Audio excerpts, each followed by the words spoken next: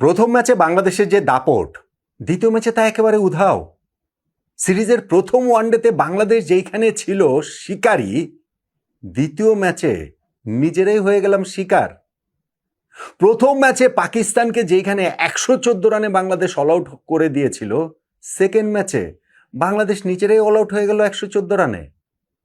না, রেজাল্টের দিক থেকে আপনি ওইভাবে বলতে পারবেন না, কেননা হচ্ছে কি আগের ম্যাচে পাকিস্তান আগে ব্যাটিং করে তার 114 রান অল আউট হয়েছে, আমরা পরে ব্যাটিং করে আজকে 114 রান অল আউট হয়েছে। কিন্তু যদি আপনি বলেন দাপট এবং কুকড়ে যাওয়া রিভার্স যে অবস্থানটা ম্যাচের, সেইটা হচ্ছে গিয়ে বাংলাদেশ দুইটা ম্যাচে দেখিয়েছে পুরো বিপরীতমুখী অবস্থান। অবভিয়াসলি পাকিস্তানও সেই ক্ষেত্রে বিপরীতমুখী অবস্থানটাই আসলে দেখিয়েছে।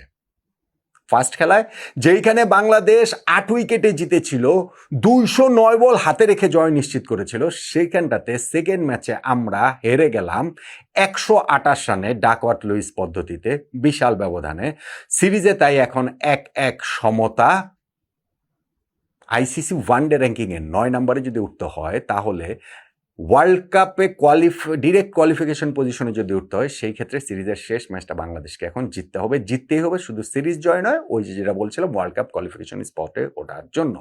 প্রথম ম্যাচ জয়ের পর তো বা যেভাবে আমরা জিতেছিলাম, তাতে মনে হয়েছিল যে এই সিরিজে anything less than 3-0 would be a disappointment. কিন্তু দ্বিতীয় ম্যাচটাতে আমরা আবার যেভাবে হেরে গেলাম, তাতে তো মনে হচ্ছে সিরিজটা কি জিততে পারবো আমরা, সেটা কি আসলে সম্ভব হবে? দ্বিতীয় ম্যাচে এত ছন্ন ছাড়া বাংলাদেশ কিভাবে হয়ে গেল? এই ম্যাচে বাংলাদেশের এই বিশাল পরাজয়ের টার্নিং পয়েন্ট কোনটা, তা নিয়েই তো এই আলোচনাটা। সবচেয়ে বড় টকিং পয়েন্ট নিঃসন্দেহে সালমান আলী আগার রান আউটটা। বাংলাদেশ যদি এই ম্যাচটা জিততো, তাহলে সেইটাকে টার্নিং পয়েন্টের আলোচনায় আনা যেত। ওইটা রান আউট হয়েছে নাকি হয়নি, মানে রান আউট তো অবভিয়াসলি হয়েছে, সেটা ক্রিকেটীয় আইনের মধ্যে থেকে, কিন্তু ক্রিকেটীয় স্পিরিটের ভেতরে থেকে নাকি বাইরে গিয়ে, তা নিয়ে আমি একটা বিস্তারিত আলোচনা করেছি, অন্য একটা ভিডিওতে আলোচনা করেছি, সেইখানটাতে সেটা আর বললাম না।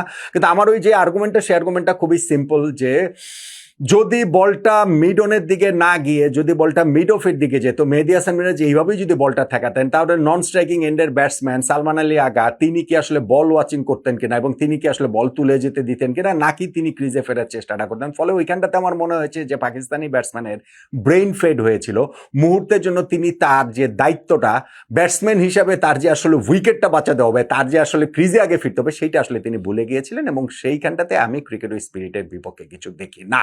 যাক, সেটা অন্য ভিডিও তো করেছি, এখানটাতে ওই বিস্তারিত আলোচনা না করলাম। বাংলাদেশ জিতলে সেইটা একটা টার্নিং পয়েন্টের দাবিদার হতো নিঃসন্দেহে। কিন্তু ভাই আমরা তো জিতিনি মানে কি, যে তার ধারে কাছেও তো যেতে পারিনি। 128 রানে আমরা হেরে গেছি ডাকওয়ার্থ লুইস পদ্ধতিতে, বুঝতে পারছেন? সেইখানটা থেকে টার্নিং পয়েন্ট। এখন আপনি বৃষ্টির কথা বলবেন, দেখেন বৃষ্টির পর বাংলাদেশের জন্য টার্গেটটা অনেক কঠিন হয়ে গিয়েছে। এমনিতে আমরা যখন 50 ওভারে খেলতে নেমেছিলাম, আমাদের সামনে টার্গেট ছিল যে 275 রান করতে হবে। যেই উইকেট, সেটা ভালো ব্যাটিং করার মতো উইকেট আমার কাছে মনে হয়েছে, এবং 275 রান বাংলাদেশের পক্ষে করাটা খুবই সম্ভব ছিল। হ্যাঁ, আমরা 15 রানে 3টা উইকেট হারিয়ে ফেলে নিজেদের কাজটা নিজেরাই খুব কঠিন করে তুলেছিলাম। তারপরে যখন বৃষ্টিটা নামলো, 6.3 ওভারে 27 রানে বাংলাদেশে 3 উইকেট, প্রায় 2 ঘন্টা বৃষ্টির কারণে খেলা বন্ধ ছিল। এবং তারপরে যখন আবার খেলাটা শুরু হলো, বাংলাদেশের সামনে রিভাইজ টার্গেট দাঁড়ালো 32 ওভারে 243 রান, অর্থাৎ 50 ওভার থেকে 32 ওভার হয়ে গিয়েছে, 18টা ওভার কমে গিয়েছে। কিন্তু আমাদের যে টার্গেট, প্রথম টার্গেটটা জেনুইন টার্গেট যে 275 ছিল, সেইখান থেকে হয়েছে 243, অর্থাৎ 32 রান মাত্র কমেছে। 18 ওভার কমে গেছে, রান কমেছেও মাত্র 32। এটা নিয়ে আপনার মন খারাপ হতে পারে, কিন্তু ভাই নিয়ম তো নিয়মই। এবং ওইখানটাতে শুরুতেই যে আমরা 3টা উইকেট হারিয়ে ফেলেছিলাম, সেটা যদি না হতো, তাহলে তো আমাদের জন্য কাজটা এত কঠিন হতো না, টার্গেটটাও এইরকম এত মোটামুটি বেশ কঠিন জায়গায় আসলে চলে যেত না। আমাদের এখানটাতে শুরুতেই গত ম্যাচে যে দুর্দান্ত ব্যাটিং করেছিলেন তানজিদ হাসান তামিম, তিনি ডিপ স্কয়ার লেগে ক্যাচ দিয়ে শাহিন আফ্রিদি বলে আউট হয়ে গিয়েছেন। সাইফ হাসান তিনি মিড অফে ক্যাচ দিয়ে আউট হয়েছেন, এবং নাজমুল হোসেন শান্ত শাহিন আফ্রিদির বলে তিনি বোল্ড হয়ে গেছেন। ফলে ওইখানটাতে আমাদের কাজটা কঠিন হয়ে গেছিল। বৃষ্টির পরে সেই রিভাইজ টার্গেটের সময় আমাদের দেখা গেল যে হাতে থাকা বাকি 25.3 ওভারে আমাদের আরো 216 রান করতে হয়, ওভার প্রতি 8.5 রান করে করতে হয়। কঠিন কাজ, নিঃসন্দেহে কঠিন। কিন্তু লিটন দাস এবং তাওহিদ হৃদয়ের পার্টনারশিপের একটা পর্যায়ে তো ছিল আমাদের এরকম যে শেষ 20 ওভারে 176 রান করতে হয়। আপনি যদি ওইভাবে দেখেন যে একটা T20 ম্যাচ 20 ওভারের ইনিংসে 176 রান করতে হবে, হাতে 7 উইকেট রয়েছে, এইটা তো আসলে সম্ভব। কিন্তু বাংলাদেশের ব্যাটসম্যানরা যে দায়িত্বহীন ব্যাটিং করেছেন তাতে করে ওইটা অসম্ভব মানে কি, ওইটা যে এখন সম্ভব আমি বলছি সেটাকেই অনেকের কাছে হাস্যকর শোনাতে পারে। কেননা আমরা মাত্র 114 রানে অল আউট হয়ে গিয়েছি, কেননা আমরা 8.5 ওভার, ওই 32 ওভারের মধ্যেও 8.5 ওভার আসলে ইউজ করিনি। লিটন দাস তিনি 41 রান করেছিলেন, তারপর মাস সাদাকাত, যে মাস সাদাকাত আজকে খুনে ব্যাটিং করেছেন, তিনি বাহাতি স্পিনেও ভেলকি দেখিয়েছেন। মাস সাদাকাত বলে সুইপ করেছিলেন, সেই সুইপটা ব্যাটে বলে কানেক্ট হয়নি, এলবিডব্লিউ এর আবেদন হলো, লিটনের গায়ে বলটা লেগেছিল, আম্পায়ার নট আউট দিয়েছেন, পাকিস্তান রিভিউ নিয়েছে এবং রিভিউ নিয়ে তারা এই লিটন দাসের উইকেটটা তুলে নিলেন। আফিফ হোসেন ধ্রুব এতদিন পরে ওয়ানডে সাইডে তিনি ফিরেছেন, তিনি সেই মাস সাদাকাতের বলে শর্ট মিড উইকেটে ক্যাচ দিয়ে আউট হয়ে গেলেন। মেহেদী হাসান মিরাজ, রিশাদ হোসেন টপাটপ তাদের উইকেট পড়ে গেল, 1 রান 3 রান। ছিলেন যে তাওহিদ হৃদয় পার্টনারশিপটা করেছিলেন লিটন দাসের সঙ্গে, তিনিও যখন আউট হয়ে যান বাংলাদেশে তখন কত গল্পতে আমরা গুটিয়ে যাই, সেরকমই একটা অবস্থা এবং আমরা আলটিমেটলি 114 রানে গুটিয়ে গিয়েছি। বাংলাদেশ এই ম্যাচটা হেরে গিয়েছে 128 রানের বিশাল ব্যবধানে ডাকওয়ার্থ লুইস পদ্ধতিতে। এখন পাকিস্তান যে 274 রান করেছিল সেই জায়গাটাতে আমি বলছিলাম যে টার্নিং পয়েন্টের বা সবচেয়ে টকিং পয়েন্ট তো অবশ্যই সেই রান আউটটা, ওইটা কিন্তু ম্যাচেরও একটা টার্নিং বা ইনিংসের একটা টার্নিং পয়েন্ট ছিল। কিভাবে? পাকিস্তান আগের ম্যাচে 114 রানে অল আউট হয়েছিল যেই দলটা, সেই দলটা আজকে তাদের ওপেনিং পার্টনারশিপেই 103 রান করে ফেলে। পাওয়ার প্লে 10 ওভারে 85 রান, তারপরেও সেটা কন্টিনিউ করে নিয়ে গেছে। এই সময় একবার একটা আউট হয়েছিল বটে নাহিদ রানার বলে সাহেবজাদা ফারহান, তবে রিভিউ নিয়ে তিনি সেই দফা বেঁচে যান এবং তাদের ওই 103 রানের পার্টনারশিপটা যখন ব্রেক হয়, মেহেদী হাসান মিরাজ আমাদের ক্যাপ্টেন তিনি ব্রেক করেছেন। মাস সাদাকাত 46 বলে 75 রানের যে একটা অসাধারণ ইনিংস যিনি খেলেছেন, যিনি ওই যে ফ্লিক করে তাসকিনকে যেই ছক্কাটা মেরেছিলেন, কিংবা হচ্ছে গিয়ে সোজা যেই ছক্কাটা মেরেছিলেন নাহিদ রানাকে, সেগুলো চোখে লেগে থাকার মতো শট। ফাইনালি গিয়ে ওই উইকেটটা যখন পড়ে গেল, 19 রানের মধ্যে আমরা 3টা উইকেট ওদের তুলে নিলাম। সাহেবজাদা ফারহানের উইকেটটাও তাসকিন তুলে নিলেন, থার্ড ম্যানে ক্যাচ দিয়েছেন এবং শামিল তিনিও থার্ড ম্যানে ক্যাচ দিয়েছেন নাহিদ রানার বলে ডিপ থার্ডে, এবং ওই 19 রানে 3 উইকেট তুলে নিয়ে বাংলাদেশ কিন্তু ম্যাচে কামব্যাক করেছিল।